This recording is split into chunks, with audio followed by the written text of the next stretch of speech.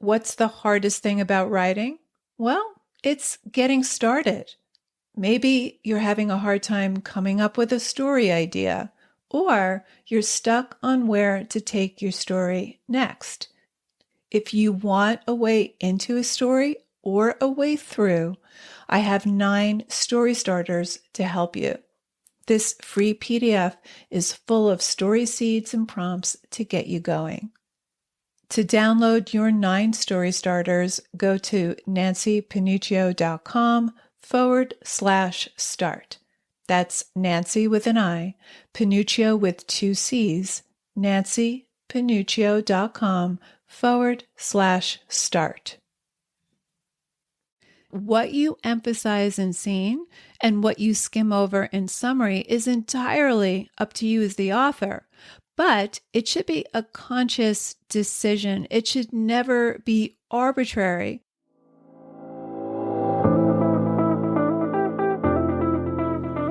Writer Unleashed is for you, a writer who has a story you want to bring onto the page and into the hearts and minds of readers. I'm Nancy Panuccio, writer, editor, and writing coach. And each week, we'll explore techniques, mindsets, and inspiration for writing stories readers can't put down. Thanks for spending some time with me today. Now let's begin.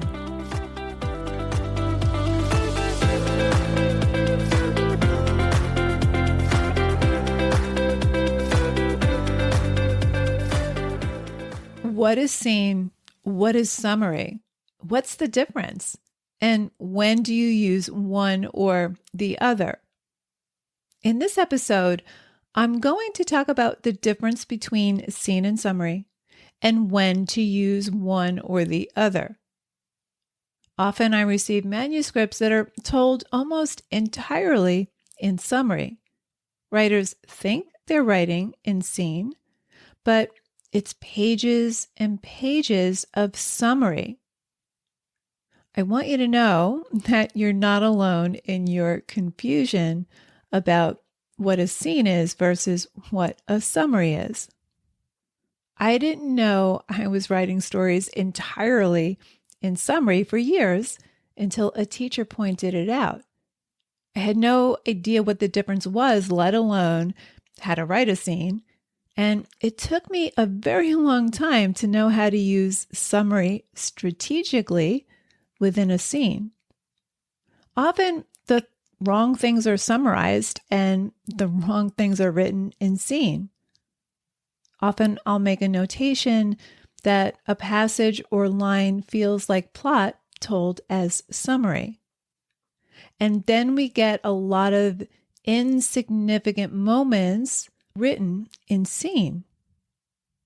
So you want to be intentional about what you write as scene and what you write as summary.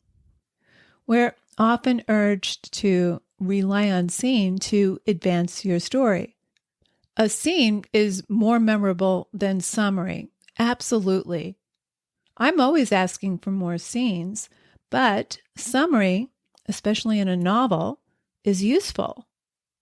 We need to use spare amounts of summary so that we're not burdening our reader with too much detail. We don't need the play-by-play of this happened, then this happened, then this, and this, then this. It helps to think cinematically. When you watch a movie or a Netflix series, we'll have a scene acted out in a specific place, let's say the living room, and it will happen within a specific time frame and will involve specific people. And it will advance the story and deepen our understanding about the characters and their situation. Something significant happens in the scene. It fulfills its story purpose. And then we cut to another scene in another place at a different time with characters, again, acting the action out in real time. In a story, a scene shows us what's happening in real time through action, dialogue, internal thoughts, and description. It's one dramatic action that moves the story forward.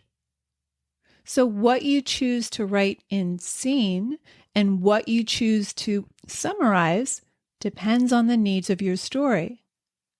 That's why it's important to know what your main character wants and what the main story problem is, what the main goal is. Last week's episode on essential plot elements goes into more detail on that. Episode 169. I'll link in the show notes. But you'll need to have a baseline idea of who your story's about and what the main story goal is and who or what is impeding him or her from getting it. You want to make conscious decisions about what to put in scene and what to put in summary. So in this episode, I'm going to talk about the difference between scene and summary and when to use one or the other. So let's dive right in. What is scene? What is summary? Scene is where the action plays out in real time with the characters acting it out. It happens in one specific place and time, and we, the reader, experience it as though we're watching it unfold on a stage or screen. You can film a scene, you can't film a summary. I like Dwight Swain's definition of scene. He says a scene is a unit of conflict lived through by character and reader. A scene is a unit of conflict lived through by character and reader. A unit of conflict means there's dramatized action surrounding a desire and resistance, or a goal and an obstacle. I talk about this in episode 163, 5 tips for writing stronger, more structured scenes. I'll link in the show notes. But here's the thing. Dramatized action is not summarized. In scene, the reader watches and experiences the action through the point of view character's physical and emotional experience. In summary, it's already happened. In scene, it's happening. It's unfolding in real time. And we're not aware of what's going to happen, just like the point of view character is not aware. It's immediate. The scene is unfolding at the same pace that the character is experiencing it. We're experiencing it with the character in real time. In summary, it's already happened, or it's what generally happens habitually. It's compressed time. A summary can compress months or years, hours or minutes. Because of that, summaries are an efficient way to move the story forward without bogging your story down with too much dense detail. Summary compresses time where nothing significant happens, but it is necessary to give context for your scenes. Readers need context. They need to understand why the character behaves or responds a certain way or makes certain choices. Summary can provide significant history or essential background. It can give a character's take on the other characters. Here's an example of summary from The Great Gatsby that compresses time. My family have been prominent, well-to-do people in this Middle Western city for 3 generations. The Carraways are something of a clan, and we have a tradition that we're descended from the Dukes of Blukich, but the actual founder of my line was my grandfather's brother, who came here in 51, sent a substitute to the Civil War, and started the wholesale hardware business that my father carries on today. So it's summarizing what already happened, and it gives us context as he narrates the forward-moving action. Summary could also be what generally happens habitually. For example, every Thursday after school, Allison would walk the 3 miles to her job at the Scribner Hollow Resort. So it's something she'd habitually do every Thursday. Summary. A scene would be something significant that happened on the way to her job. One afternoon, as she walked down Spring Street, John pulled up and offered her a ride. So this signals something's about to disrupt the general state of things. Scenes are for significant moments where something changes. It could mark a turning point, a confrontation, an interaction, an insight, big or small. Scenes probe the moment. It doesn't gloss over it, meaning it treats a relatively short amount of time in depth and in detail. So it's time slowed down, but the reader moves through it quickly. It moves faster than summary. When you have too much summary, or when things that should be dramatized and seen are summarized, the story moves laboriously slow and the writing becomes flabby. That's why you want to be selective about what and where you summarize and what you bring into focus through scene. Summary may span a long swath of time in a short space, or it may cover generalized time, things that happen habitually. In The Great Gatsby, Fitzgerald sums up accounts of Gatsby's parties, which are plentiful. So we don't need a scene for every single party, just the ones where something significant happens, or there's a change in the plot, or some turning point where things change, or where new information is revealed. So when something's a pattern, like the lavish parties Gatsby throws, he gives a general summary of how a typical Gatsby party is. Here's an example. Snell was there 3 days before he went to the penitentiary, so drunk out on the gravel drive that Mrs. Ulysses Sweat's automobile ran over his right hand. Benny McClanahan arrived always with 4 girls.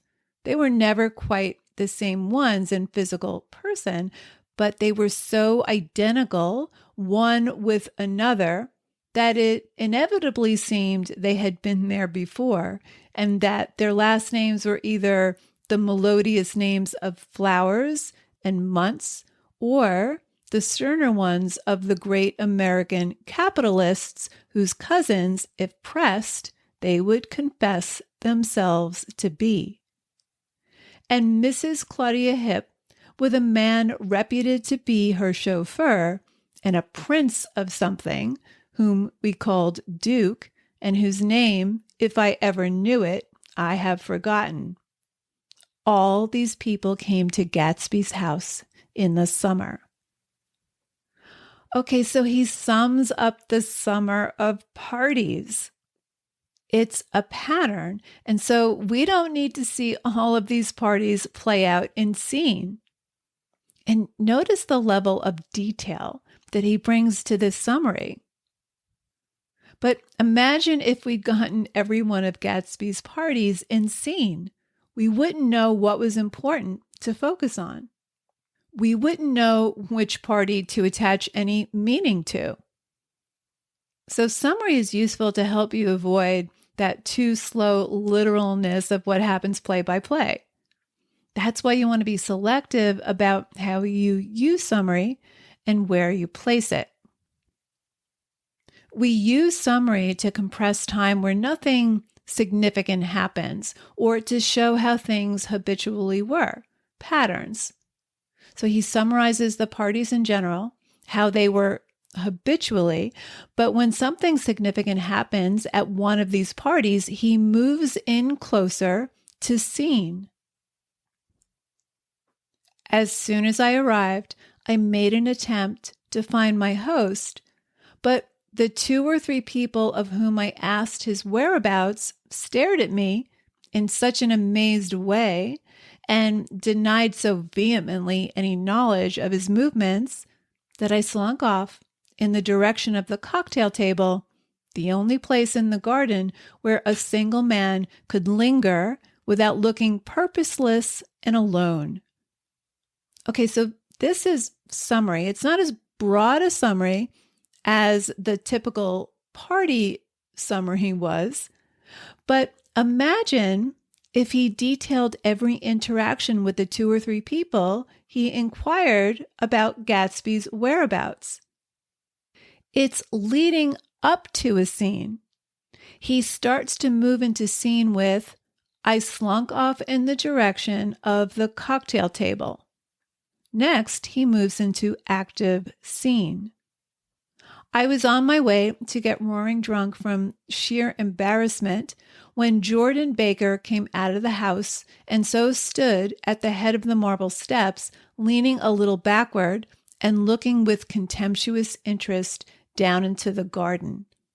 So here we move into an interaction with Nick and Jordan Baker and some other characters. It's brought into scene. It's significant because here is where Nick hears the rumor that Gatsby once killed a man. We're wondering, is it true? And when will we find out? So we're learning it as Nick Carraway does. And the promise is that we'll learn more about Gatsby as Nick does in due time. Okay, we've covered a lot, so here are 4 key points I want to leave you with. Number 1, scene is one specific action examined at length and in great detail. In scene, it's happening in real time, and we're experiencing it unfolding at the same pace the characters do. Number 2, summary is compressed time. It's already happened, or it's something that happens habitually, a general pattern of things that happen regularly. Point number 3, you want to save scenes for significant moments, turning points, confrontations, insights, encounters, when the point of view character learns something new, when there's relevant change. And point number 4, beautiful economies can be provided by summary. It can provide context for what happens in the scene and relieve the reader of the too slow literalness of writing scene after scene after scene after scene. Now, you can start a scene with summary, or you can weave summary into the scene. But you want to use summary sparingly and strategically. Now, what you emphasize in scene and what you skim over in summary is entirely up to you as the author, but it should be a conscious decision. It should never be arbitrary or because you don't want the novel to be too long. If you're writing in summary because you think writing in scene will make it too long and tedious, you may want to rethink your storyline because it's likely jam-packed with too many ingredients and too many storylines. You likely have more than one novel in there. So you want to make conscious decisions about what to put in scene and what to put in summary. I hope this episode clarifies what scene is, what summary is, and when to write in one or the other. So there you have it. Thanks for hanging out with me today. And if you know any writers who need some support in their writing, please share this episode or the Writer Unleashed podcast in general. And if you love what you're listening to, subscribe on your favorite listening platform and please leave me a review. Reading how this podcast impacts your writing truly lights me up and helps me create topics for the show. Till next time, keep writing, and I'll talk to you soon.